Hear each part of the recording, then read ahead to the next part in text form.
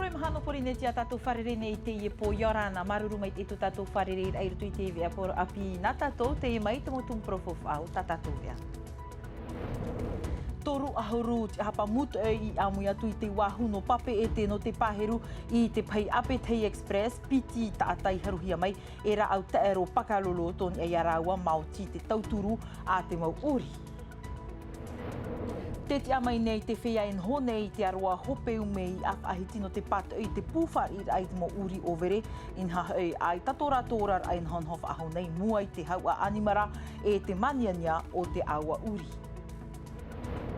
Ahuru mapē tamar i no moria te whaawawahia i te imhana nei e te pūtotiare watere atu rātou e mate i te mai moria mai e ori haere i roto i te oire pū no pape e te.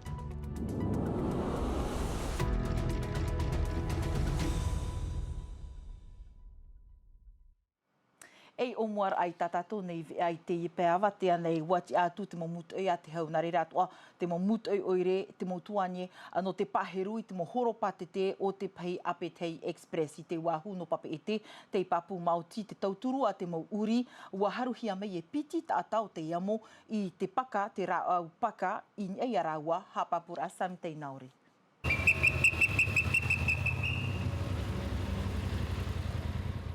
Hora mai te haramhana nei i te rū mai te maumut e te hau te wahunu papa e te, wahere mei no te paheru i te mauhoropate te e te mautauiha atua i tae mei nā rarumat ai. Au e te tauturu a te mau uri paheru ra au taero i haruhia te e mau mui a pupuhir a ra au taero, te mau puohu e te e mau awhata i te pakalolo. Ora a mui matuta ta matuta pura hipa te avatea, ua roa me hoa ti te mau tawa, ti te mau tata. Te roto tō rātou mau putea nei, te mau Aotearoa, tapa hoi te hare noara te mau hipa, te hipa whahia o rātou, te rawe amuine mātou te arora no te Aotearoa. Piti tātai haruhia e watono ruhia i te awamutu i a te hau no te wiwir a, i te mau hepe tomatoa, e rawe ai te ie huru paherur a amui a te maumutu i a te hau, te maumutu i o tia, e te maumutu i oire. Te mau mahana ato, te mau pō ato, te imine ho mātou te rawe i a aro, ia ore te hipa, ere rato hipa o hie, i te mei oe, trara, e te mātou i tū, e rohino hoa mātou. E te tei propoto atu ana tātou maha ahuru maono ki ro puehu kokain te i te hia mai ni ai te motu Passion Kiliperton roto i te moana Patitifa muria e te tei terehi opo ana te nuu moana i roto i te oti a paruruhia i porine tia nei wa i te hia mai toru ahuru maiva pu ohu puehu kokain o te iri ni ai te motu wa pupuhia tu te rei roto i te rima o te pu ofas ta te motu e frani no te whenua nei.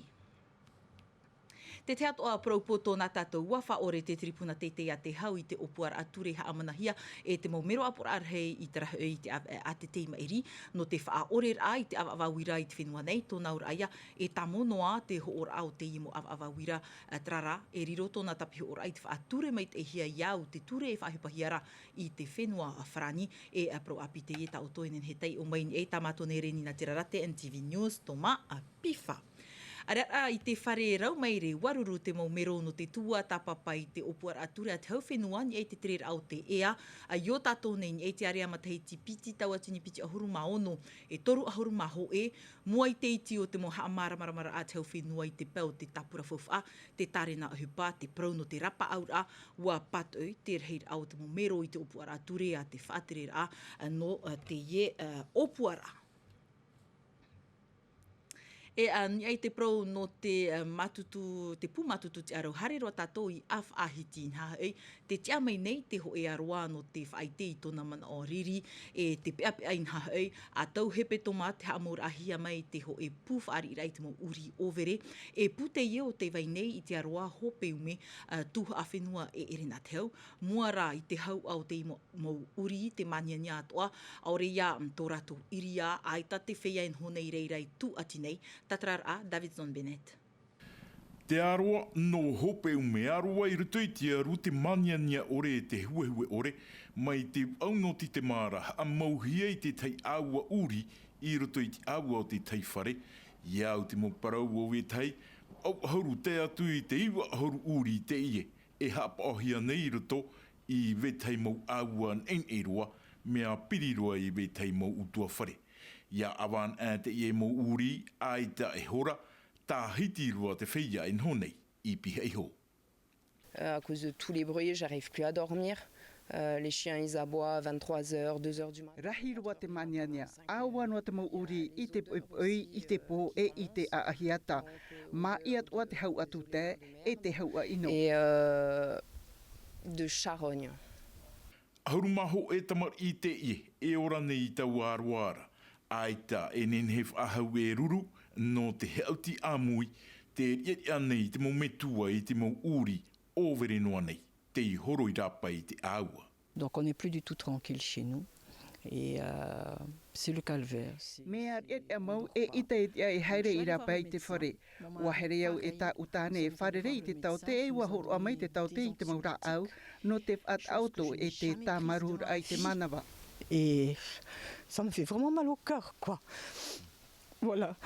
Te man on anei te I e whiau te ine I aroa I te huru rawet ai taua mo urira. A mau a whataheia I roa hoi no te whar I taua mo uri I roto I te mau a whatara au e te punu. Qui m'interpelle moi surtout parce que je suis vraiment contre la maltraitance animale. Te ohipa whiwhi te iemhana mea urua nā u te mau animara e wahaere au e mate I te huro te iemo uri. E mea piriha o roa tora to wahit au tora e piti uri I roto I te awatat e tei. Mea mauiwi mau. 2, 3, 4 dans 1 mètre carré, quoi. C'est pas possible, c'est pas tenable, quoi. Noa tua te reira te pōpō nei te whia o te iene arua I te mutata hap o nei taua mo urira. No tō rato I toito, e te ara e te au whenua I tā rato hi ora, ia tauturu I taua taatir ara. Waha a pāpū mai te perikteni o te taatir a tō tātou mo animara, e te imi nei oia I te taivhai pāpū no ratou, e riro ratou I te whaatea I rapa, I te toru ahurumaho e no tenuare, piti tau tini piti ahurumaono. Whae anoa tatou I ahiti wati atu te pue hi opo anei te mo rawe a parurur ai te mo mai na uruto mai te mo animara no te rawe I te tei titorotoror a mua I te mai salmonellose e I whaahamnor a toru a huru taua tini moa o wha te I haapuehia no tō rato amor a I te tiro salmonel wa wiwirohi atu te mana o Laurent Pasco to te animara te iau te wiwihia e Davidson Bennett. Une crainte qui n'était pas fondée et que c'était pas des... Aita e tiro salmonel I roto, aita I o moa e te iwi moa I roto, huru noa e te tuta, e te waheira e te ia hi o a mai te hia, ia wheruri pāpū hia, te parau ia o te pirira hei o te mou whaamur a moa, e te mou whaapua toa.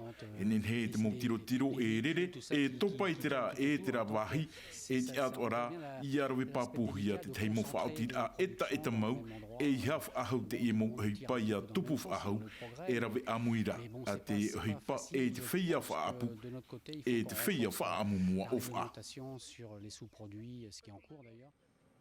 Te tei prau oa nā tātou I te inei mai te piti no tiunu, piti tawatini piti ahuru maono, e whaan o tau I te mo titeti manurewa a erteiti nui I rito I te mo teie te tapihora a erteiti wa tu urimanar atirai piti o teie mo teie te I te tei whaahura no te uhupa, no te whaahupa, inia I te mo tere, I te whenua no popora, e I rarotoa, I reira toa ia I hamatai a teie mau whaahupara I te mateti I mua nei.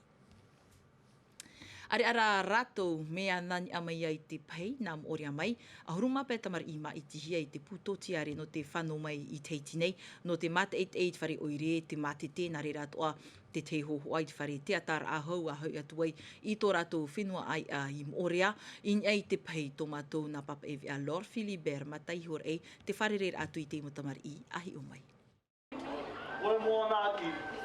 E mautamar I te ia mai te ahuru e tātu I te ahuru māpiti o te mataiti no orea mai tō mai huarai te mo utua whare whiwhi. Ti tau marihini hia I te utara ahuru pāte te nā te moana. Mai a papa no e rai te atu te tā atu ar au te morawa e hupa. Waupuru I te e motamar I ia ua hoi rātou I te ia mahana. Arimiti, c'est un moyen de transport qui relie Tahiti et Moorea. I te reo tūramano te ha e teiti e mātou I te whaat aho ea e tei me te mataiti, no te e motamar I. Vau nei, no Moorea atu aia. Whaanhoa hiei no rātou, Wa i te mātou e ere te mo teimi atu o rātou e pōmai e teiti nei, e te i taua teimira. E tūha aho i tate te, e tūha atu o rāta te oire, pupui rero ai tiara ta eid a vaite. Te taara i tātou pōrua, te vereti te mo utua whare, te orare nei roto i tiwhi, ai te mo tamari e ua ne, e te mahana o ti a mātou, no rātou, ia ua rātou i te mo mahana e teimei roto te mahana noera. Te noera no te au tā ar ai ora hi e te mo tamari, papu mai tei e te mo hi rātou. Tra e te whian hor a ore atu a tatato e hafof a mai te ie po rato te whanana i te oro a noera i napo nei te tamara a hopea raro e te whan hor a te taatir a Ordre de Malte te moha papor a tiare nui pahu iri Filipon e te moho a Esther Kineo. I te mohepeto mātua, aita te taatir a Ordre de Malte e ere nei, no te whaini ni te whaatama ai te whian hor a ore. Te te are ono ahuru rātou e haere tāmo mai nei. No te era haere a, mea huru rhea e te taata te tapapa mai, e riro rā, ua hau i te hanere pi te ahuru. Te tumo, te oroa whanaur aia. Et on vous remercie d'être là, voilà, on a plein de bénévoles pour vous aider ce soir. Oui, on a un souper. Nā mātou e atama ai te mopom hana turuat o no te o anu e rara, watur e hia mai. Mea haua tui te whahiahia te mā ai whaingeni hia mai, te huruf ar ir aia rātou, e te vei atu ara te pupur ao. Ahura mā pai mathiti te tavenir a e ai te mutur a. I te iene pō, e pua atoro te mā a tā pirihia mai te pipi, te umara eu, whaingeni hia eho te rano te whenua nei, no te mō te veira te mo turua e te mo ahuta autor a. Voilà les couvertures de ATN et puis eux là, compagnie aérienne. E no te whaanawe i te iene arui, ai tā atua te mo reo himene i mo e hia. Te mo himene noera, no te awhemei ti te wano rātou, no te mea rutoto rātou rara, mea whiwhiro, Goroto mai te mawhatu no te harmei e himene ti te mo himene noera. Tau mathaiti i te nei tō Père Christophe haara ano te tauturu i te iemautaia e, i au i te mo numera hopea piri rātou i te ono hanere e aita e nohor a. Les personnes, là aussi... Te i te hiara te maut ata api, te maut ata i matauhia, e te maut ata paari ruatu e mea mauro te orar airotu i te moaroa. Et puis tu en as d'autres qui sont de te veira passage. E i te mauro mai, rabi atu ate ieno te wharere i aratou. D'avoir de créer du contact, du lien.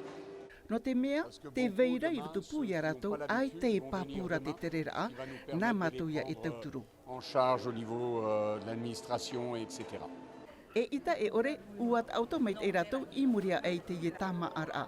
E tamaua te Ordre de Malte i ta namau taut or a, ar araia Père Christophe, te imir a iei te rabia, e iaf a apihia te prof aur a te tau te manawa, te hope, tau hepeto mai te ien.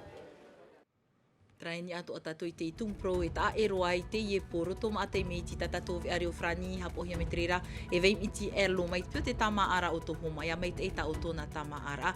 Wharerea tato anan hei po te aruhai arhei parhei yorana.